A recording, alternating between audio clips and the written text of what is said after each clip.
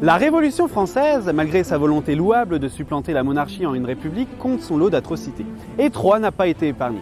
Voyons comment le contexte socio-économique désastreux de l'après-révolution a scellé le destin tragique de Claude Huez, massacré par ses concitoyens.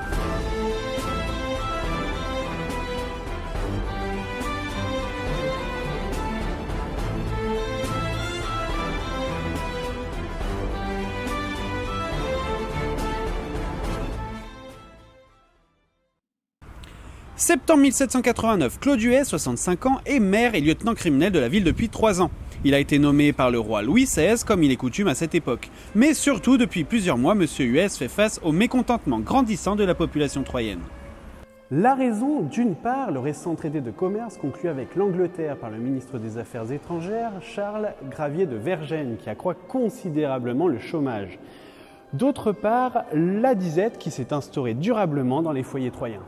En effet, les récoltes ont été catastrophiques. Sur le marché, le blé est extrêmement rare et le peu qu'on trouve extrêmement cher. On comprend donc que l'ambiance soit explosive. La municipalité fait appel à Rouillé d'Orfeuille, l'intendant de Champagne, pour parer à la situation. Ce dernier lui conseille de constituer elle-même un stock de grains. Malheureusement, cela s'avère impossible.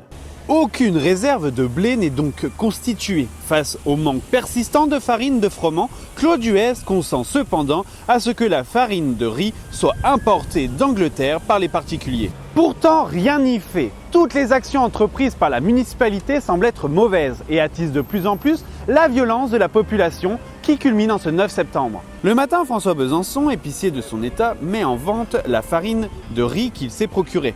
Farine qui se révèle viciée. On prend l'homme à partie. Pour lui éviter la vindicte populaire, il est conduit à l'ancien palais des comtes de Champagne pour y être jugé immédiatement dans l'après-midi.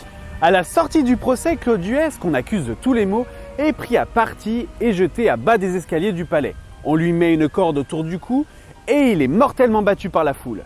Son corps est traîné de par les rues. Conspu et essouillé pendant des heures, il est finalement ramené devant la maison commune. On le laisse mort sur le pavé. Et les exactions ne s'arrêtent pas là. Excitée par sa propre violence, la foule saccage et pille plusieurs habitations tout au long de la nuit, dont celle du défunt maire. Cet épisode sanglant laisse au matin Troyes choqués et désemparés. Certains se demandent encore aujourd'hui si la triste fin de Claude Huez ne résulte pas d'un odieux complot. Le mystère demeure. Quoi qu'il arrive, son nom est resté gravé, si ce n'est dans nos mémoires, au moins sur la plaque de la rue de l'arrière de l'actuelle mairie de Troyes. Quant à moi, on se retrouve la semaine prochaine pour un nouvel épisode de l'Aube des Mystères.